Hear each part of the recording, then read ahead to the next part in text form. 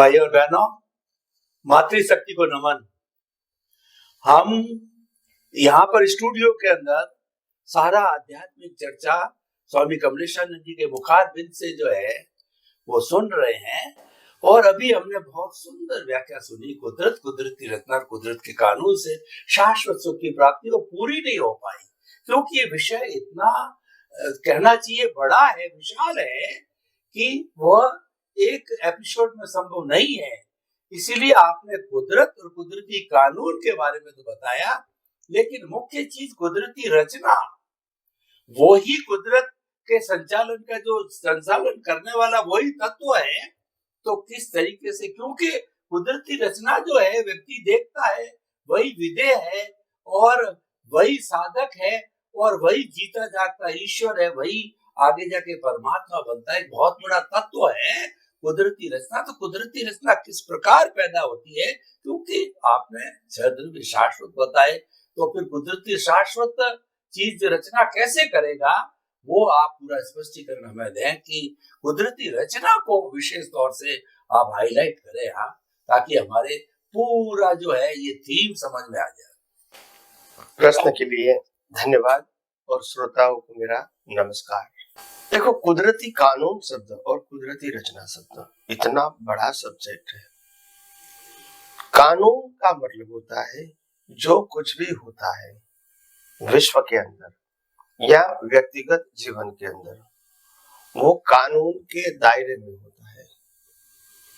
अगर सूर्य चंद्र भी होता है तो वो कुदरती कानून के मुताबिक, अगर ठंडी गर्मी बारिश होती है वो भी कुदरती कानून के मुताबिक, पूनम अमास होती है वो भी कुदरती कानून के मुताबिक, हर व्यक्ति का जन्म जीवन मृत्यु हो वो भी कुदरती कानून के मुताबिक, कर्म का सिद्धांत, पुनर्जन्म का सिद्धांत, ये कुदरती कानून के ऊपर है। चारों गति में घूमना, ये भी कुदरती कानून के दायरे में आता है। और हवा, पानी, खुराक, वनस्पति, ये भी कुदरती कानून के अंदर आती है। यानी कोई भी संयोग ऐसा नहीं है जो हमको दिखता है या अनुभव में आता है वो कुदरती कानून के अंदर नहीं है, ऐसा पॉसिबल नहीं है। तो जो भी हो रहा है हमारे को दिखता है और अनुभव में आता है, ये कुदरती कानून की वजह से हुआ है। कानून कुदरत का, मगर हमको जो दिखता है वो तो अवस्था है, कानून दिखता नहीं है। इनके पीछे कानून है, इनके पीछे तत्व है, मगर हमको तो दिखता है अवस्था। तो अवस्था है वो कुदरत का स्थूल स्वरूप है, और इसीलिए अवस्था के रूप में कुदरत टेम्पररी है। कानून के रूप में भी परमानेंट है और तत्व के रूप में भी परमानेंट है। मगर अवस्था को अगर परमानेंट कहना है तो सभी अवस्था कुदरती रचना है, एक नहीं, जन्म से मौत तक की सभी अवस्था वो कुदरती रचना है। यानी सभी अवस्था सनातन रूप में कुदरती रचना है। भले अवस्था टेम्पररी है, मगर सभी अवस्था की रचना वो कुदरती रचना है। ये यूनिवर्सल है, उसमें और कोई रचयिता नहीं है। तो अवस्था में जन्म जीवन मृत्यु आ गए, अवस्था में इंद्रिय ज्ञान भी आ गया, अवस्था के अंदर भुगतान भी आ गई। ये सूर्य चंद्र तारा ग्रह नक्षत्र भी अवस्था है, ये पहाड़ समंदर नदियां, ये वनस्पति जंगल, ये भी अवस्था है। तो ये अवस्था जो है इंसानों की भी अवस्था, जीवों की भी अवस्था, ये अवस्था सभी अवस्था कुदरती रचना है। कहने का मतलब कुदरती रचना के पीछे कुदरत का कानून है और कानून के पीछे तत्व है। तो कोई भी अवस्था तत्व और कानून के रूप में परमानेंट है और अवस्था के रूप में टेम्पररी है। और हमारा जीवन का संघर्ष जो होता है, कंपटीशन एंड कंपैरिजन, प्राप्ति और नुकसान, ये अवस्था के रूप में होता है। तो अवस्था वाली दृष्टि वो भ्रांत दृष्टि है, जिसको हमको आता जाता लगता है, मगर वो भ्रांत दृष्टि है। दुनिया में कुछ आता नहीं है, जाता नहीं है, हस्तांतरित होता है। क्या होता है? हस्तांतरित का मतलब होता है एक जगह से दूसरी जगह जाना, एक हाथ से दूसरे हाथ पे जाना, एक व्यक्ति से, एक जीव से दूसरे जीव के पास जाना, ट्रांसफॉर्म, एक स्थल से दूसरे स्थल पे जाना, ऐसा होता है। क्योंकि कुदरत का ये कानून है।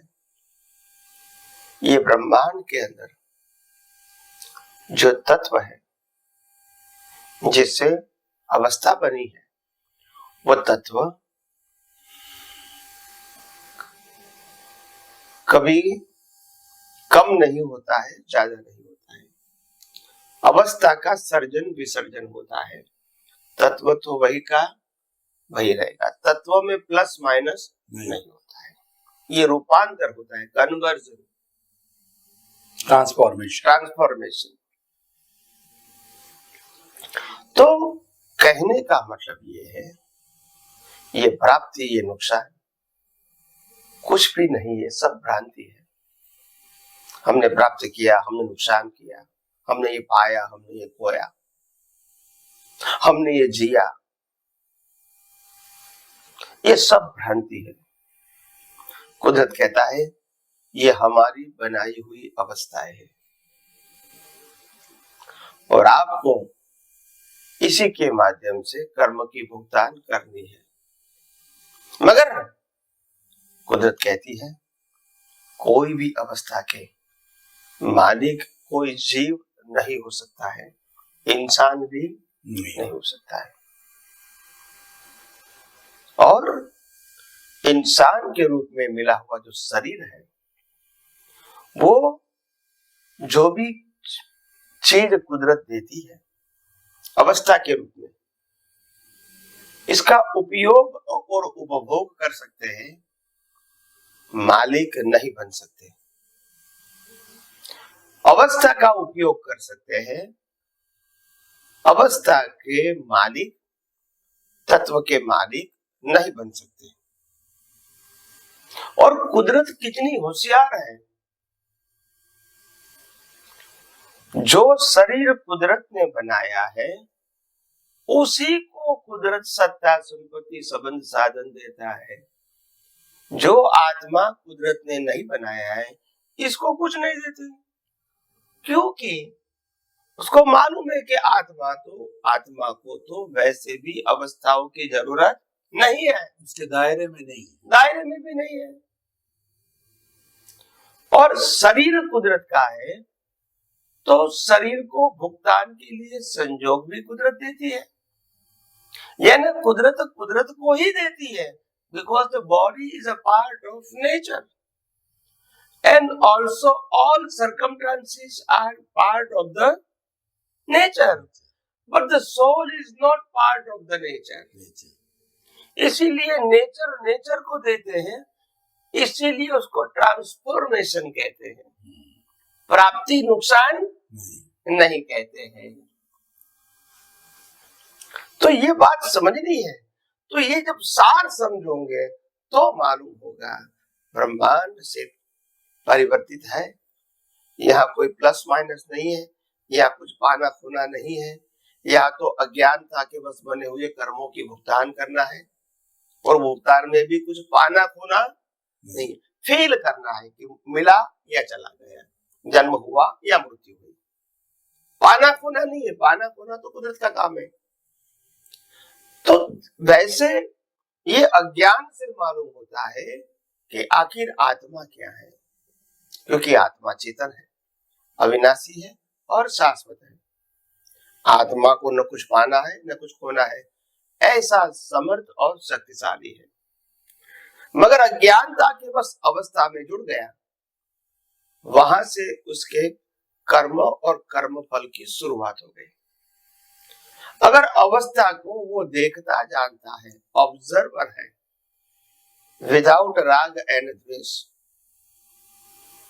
तो अवस्था इसको कुछ नहीं कर सकती है, क्योंकि अवस्था भी शरीर को लागू होता है, आत्मा को नहीं लागू होती है।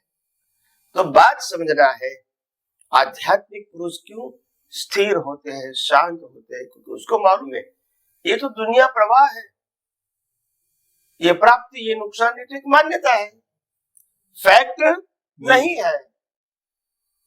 तो ये भ्रांति से दुनिया चलती है, और ये आध्यात्म विज्ञान से जब भ्रांति खत्म हो जाती है तो मालूम होता है कि दुनिया और दुनिया के संयोग मेरे लिए शून्य है, और मैं खुद ही पूर्ण हूं, क्योंकि मैं नहीं तो जन्म मरण ही नहीं, मैं नहीं तो संयोग ही नहीं, और मैं नहीं तो दुनिया को जानने वाला कौन है? कोई नहीं है। इसीलिए आध्यात्म में आत्मा की कीमत होती है। आत्मा के अलावा की जो सृष्टि है, कुदरत, कुदरती कानून और कुदरती रचना से बनी है, उनकी कोई वैल्यू आध्यात्म में नहीं है। तो कहने का मतलब, जिसकी वैल्यू ही आत्मा के लिए जीरो है, इसके वैल्यू जब तक करते रहेंगे, कर्म बनते रहेंगे, राग द्वेष होते रहेंगे, और जन्म मरण और चार्य गति होती रहेगी। जैसे जैसे सनातन सत्य समझोगे, कुदरत, कुदरती कानून और कुदरती रचना के माध्यम से आप खुद स्वयं ही ज्ञानी बन जाओगे, आप खुद ही अनुभवी बन जाओगे, और आप खुद ही मुक्तता की अनुभूति करेंगे। तो आइए हम सब आध्यात्मिक विज्ञान के माध्यम से और ज्यादा ब्रह्मांड के रहस्य को जानने की कोशिश करें। स्वामी जी, बहुत अच्छा खुलासा हुआ कि ये छह जो इटरनल तत्व है, वो तत्व जो है वो कुदरत कहलाती है, और ये किसी कानून के तहत कार्य करते हैं, उचड़ नहीं चलते हैं। उसको लॉ ऑफ द नेचर कहते हैं, कुदरत का कानून कहते हैं। और सारी रचना जो कुदरत की बनती है, इतने जो असंख्य प्राणी हैं, उनके कर्मों का भुगतान है और नेचुरल प्रोसेस है, इन सबको अवस्था रूप में बदलने के लिए यही तत्व जो है अवस्था रूप में बदल करके टेम्परेरी बन जाते हैं, उससे सारा संचालन होता है, और वही कुदरती रचना कहलाती है। तो सनातन सत्य को समझना है तो कुदरत, कुदरती रचना, कुदरत के कानून से हमारे को शाश्वत सुख की प्राप्ति, यानी परमात्मा हम बन सकते हैं, ये हमारा थीम बना है। स्वामी जी, पूरा संपूर्ण रूप से ये विषय हमारे ध्यान में आया। स्वामी जी, अज्ञानता की बात चली, विज्ञान से मुक्त होते, अज्ञान से हम इस संसार में भ्रमण करते हैं, अज्ञान है तभी आज हम बैठे हैं और इतना वार्तालाप करते हैं। तो ये अज्ञानता के वशीभूत जो है कर्म का बंधन होता है, और आत्मा इस कर्मों के पिंजरे में बंद हो जाती है, और ये 84 लाख जीवा योनि के अंदर भटकती रहती। तो कृपया जितना समय बचा है उसके अंदर आप बताइए कि ये कर्म किस तरीके से जो है वो आत्मा के साथ के अंदर अज्ञान रूप में, कॉजल बॉडी के रूप में, कॉजेज के रूप में पढ़ते हैं, और पढ़ करके इस जो है संसार भ्रमण करवाते हैं। तो कृपया कर्म और आत्मा का संबंध, यानी कर्म शरीर और आत्मा का क्या संबंध है, ये बताने की कृपा कीजिए। प्रश्न के लिए धन्यवाद, और श्रोताओं को मेरा नमस्कार। देखो, पूरा ब्रह्मांड का जो रूट है, वो रूट अज्ञान से व्यक्तिगत शुरू होता है। ब्रह्मांड में अज्ञान नहीं है, ब्रह्मांड तो ऑटोमोर कुदरती कानून से चलता रहता है। ब्रह्मांड में न ज्ञान है न अज्ञान है, और ब्रह्मांड चलता है केवल साइंस से। साइंस का मतलब होता है सिद्धांतों से, व्यक्तिगत मान्यताओं से नहीं चलता है। और ब्रह्मांड जिस प्रकार से चलता है, इस रहस्य को ही साइंस कहते हैं, क्योंकि ये रहस्य यूनिवर्सल होता है, और अगर व्यक्ति जीवों की बात करें तो सभी को ये लागू होता है। इसीलिए इसको लॉ कहते हैं, साइंस कहते हैं। तो अज्ञान क्या है हमारे लिए एज ए ह्यूमन, इंसान के नाते अज्ञान क्या है? आत्मा के अलावा कोई भी प्रकार का हमारा अस्तित्व है ऐसा मानना, आत्मा के अलावा कोई भी अवस्था हमारी है ऐसा मानना, आत्मा के अलावा कोई भी प्रकार का सामाजिक धार्मिक ज्ञान मेरा है ऐसा मानना, आत्मा के अलावा जन्म जीवन मृत्यु मेरा है वो मानना, और आत्मा के अलावा बुढ़ापा युवानी और बचपन मेरा है वो मानना, ये सबसे बड़ा अज्ञान है। और इसीलिए ये जो अज्ञान है वो अवस्था नहीं है, अज्ञान वो दृष्टि है। अवस्था तो कुदरती रचना है, उसमें ज्ञान भी है अज्ञान भी नहीं है, वो तो साइंटिफिक प्रोसेस है। मगर ज्ञान अज्ञान वो दृष्टि है। तो ज्ञान को अज्ञान क्यों कहा? ज्ञान को अज्ञान क्यों कहा? तो बोलता जो कुदरत का है वो मेरा है वो अज्ञान है, कुदरत का है वो कुदरत का है वो अज्ञान नहीं है। मगर शरीर कुदरत का है, मैं मानता हूं मेरा है, तो यह ज्ञान है, शरीर अज्ञान नहीं है। ये मन वचन काया जो कार्य करता है वो अज्ञान नहीं है। मगर मैं सोचता हूं, मैं बोलता हूं, मैं करता हूं, तो फिर अज्ञान है। सत्ता संपत्ति संबंध और साधन अज्ञान नहीं है, वो अज्ञान का फल है। मगर ये मेरा मानना, ये क्या है? अज्ञान है। बचपन युवानी बुढ़ापा है वो अज्ञान नहीं है, मगर वो बचपन मेरा है, युवानी मेरी है, बुढ़ापा मेरा है, ये मानना ये अज्ञान है। जन्म जीवन मृत्यु वो अज्ञान नहीं है, वो साइंटिफिक प्रक्रिया है। मगर वो जन्म जीवन मृत्यु मेरा है वो अज्ञान है। पुनर्जन्म मेरा होगा वो अज्ञान है। चारों गति मेरी होगी वो अज्ञान है। तो अवस्था के रूप में अज्ञान नहीं है, अवस्था की मान्यता के रूप में अज्ञान होता है। क्योंकि कोई भी अवस्था जो कुदरती कानून से बनी हुई है, 6 तत्वों से बनी हुई है, वो कुदरती रचना ही है। उसमें हम और हमारा कुछ भी नहीं है।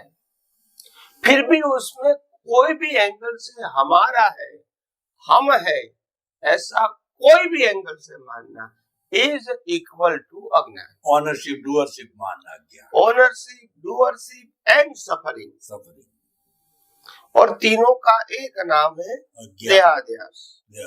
और देहाध्यास इज इक्वल टू अज्ञान।